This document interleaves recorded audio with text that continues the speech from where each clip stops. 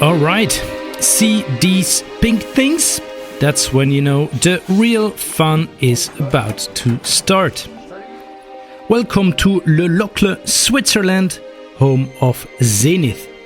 Unlike many brands, Zenith is a true manufacture, which means most of what goes into a watch, from movement parts to final assembly, happens right here under this roof. Behind these doors lies over a century and a half of watchmaking. Zenith calls this their manufacture, the living heartbeat where time itself is shaped. Let's step inside.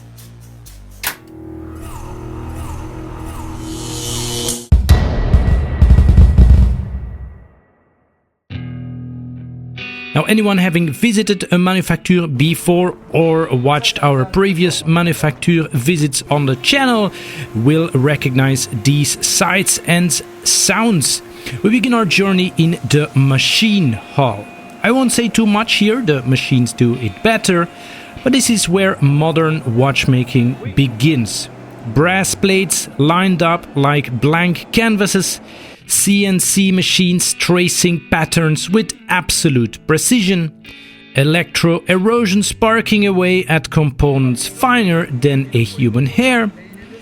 And then next to all that modern violence, if you will, we will also see the timeless art of metal stamping.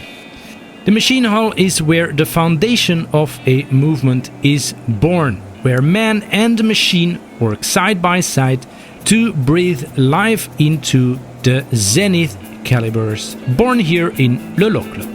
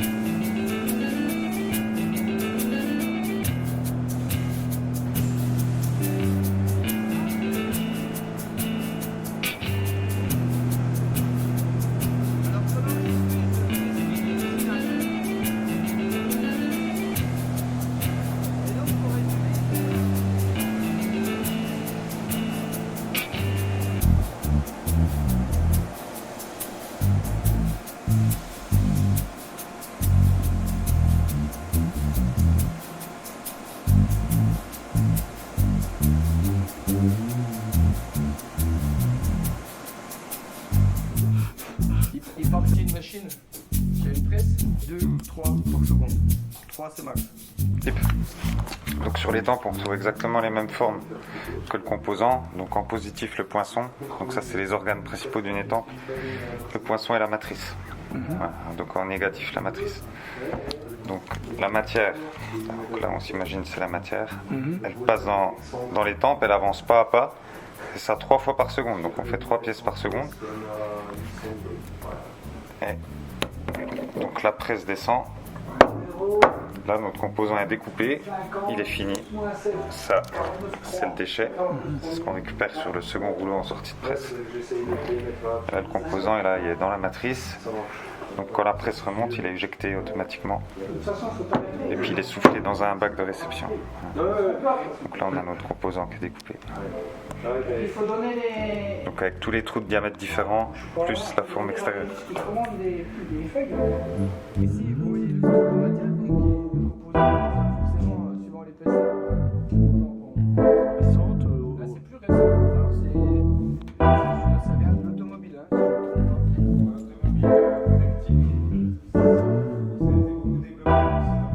Now, real quick interruption here, we briefly show you the control area.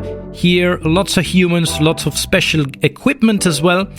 This is of course essential at the standards Zenith operate at, but while covered only briefly here, like in any serious manufacture, control is not a one-step process.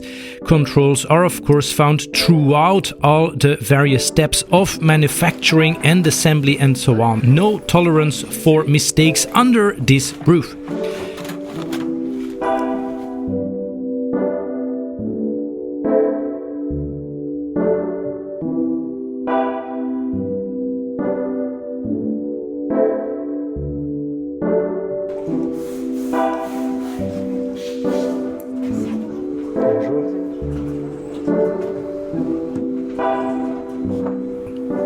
So now we move to the assembly of the movements. This is where parts, all the individual parts that have been made so far and decorated and finished, become the living and breathing movements we are more familiar with, of course. So tiny screws, jewels and parts are all set in place, wheels, barrels, escapement, all coming together in a slow and deliberate ballet here.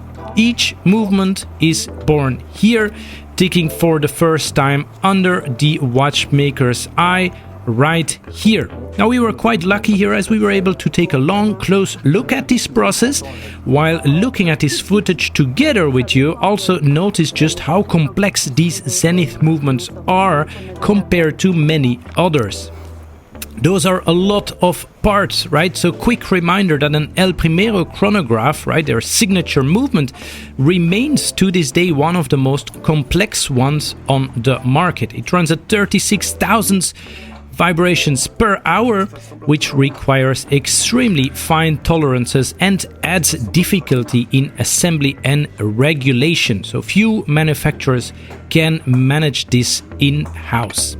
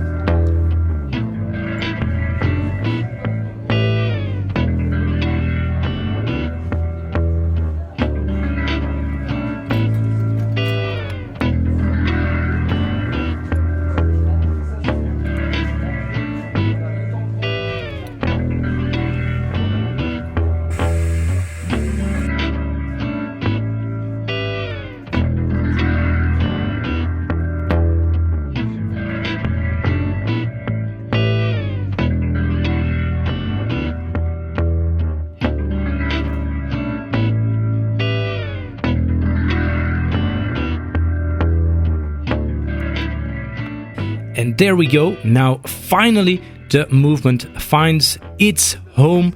Cases are polished, dials placed with precision, hands carefully pressed on.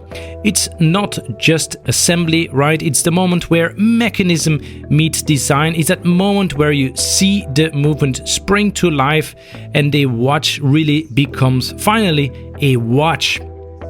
Now, quite unique to most manufacturers I have visited, Zenith hides a little special something in the attic.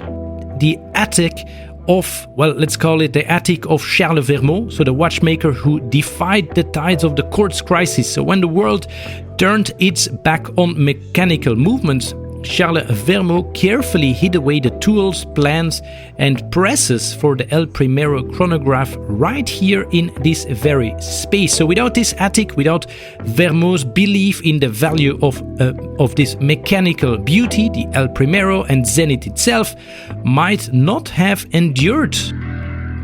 A huge thanks to Zenith and to all the friendly employees who welcomed us and didn't mind us disturbing the usual quiet for a day.